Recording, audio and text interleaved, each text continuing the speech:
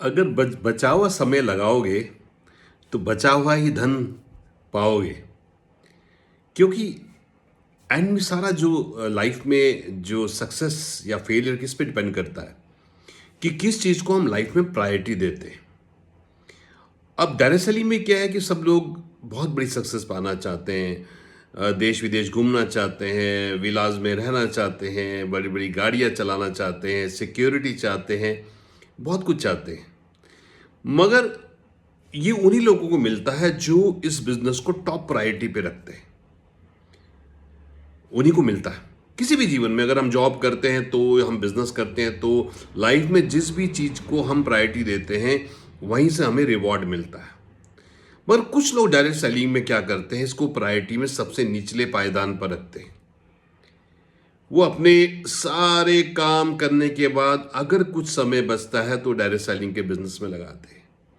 तो फिर direct selling business भी बोलता है भैया जब मुझे कुछ बच जाए, अगर आप बचा हुआ समय लगाओगे यहाँ पर तो जो मेरे पास बचेगा वही आपको मिलेगा। कई बार कुछ लोगों से पूछते हैं अरे इस बार बिजनेस क्यों नहीं हुआ, अरे सर शादी थी बहुत। वो जिसकी शादी थी वो 2 दिन की छुट्टी लेके आया, मगर बाकी लोग बेगानी शादी में अब्दुल्ला दीवाना 10 दिन हो गए साहब, शादी चल रहा है। अरे सर त्योहार आ गए हैं, अरे सर अभी गर्मी बहुत है, अरे सर अभी बारिश बहुत है, अरे सर ठंडी बहुत हो रही है। सो एंड में क्या हो रहा है, बोलते ना आइदर लाइफ में वी मेक मनी और we make excuses, we do not make both. या तो हमें कामयाबी मिलती है या हम बहाने बना सकते हैं, दोनों एक साथ नहीं होता। डायरेक्ट सेलिंग एक बच्चे की तरह, जिस तरह से हम एक बच्चे की परवरिश करते हैं और अब वो कुछ सालों के बाद वो मैच्योर होता है और वो अपने काम करता है, इसी प्रकार से डायरेक्ट सेलिंग बिजनेस को भी एक बच्चे की तरह इसकी 4-5 साल परवरिश करनी होती है।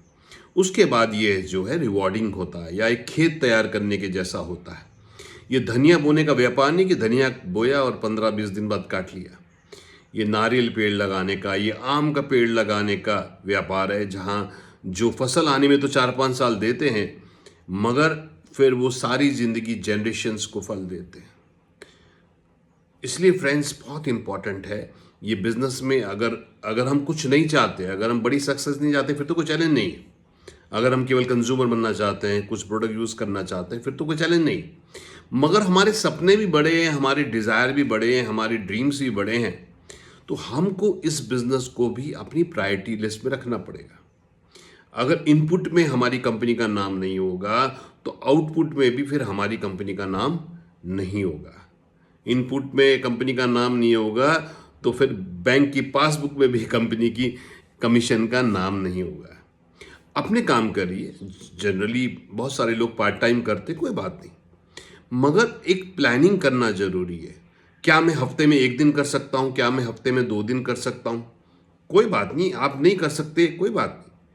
क्या महीने में हम 4 दिन कर सकते हैं प्लान करके, क्या हम महीने में 8 दिन कर सकते हैं प्लान करके, ये सब टाइम हम सब के पास है।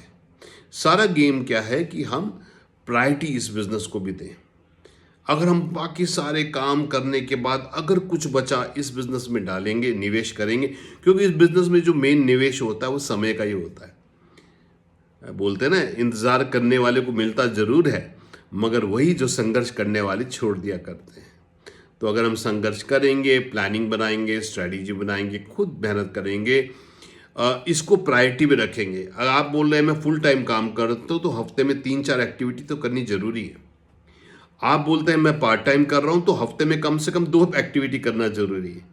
अगर हम हफ्ते में 2 एक्टिविटी भी इस बिजनेस में नहीं कर रहे हैं तो फिर ये बिजनेस भी हमको कोई रिवॉर्ड बड़े नहीं दे सकता।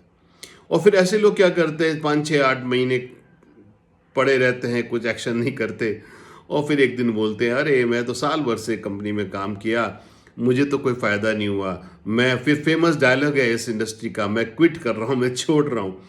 अरे भाई आपने पकड़ा ही कब था, आपने एफर्ट ही कब डाला था।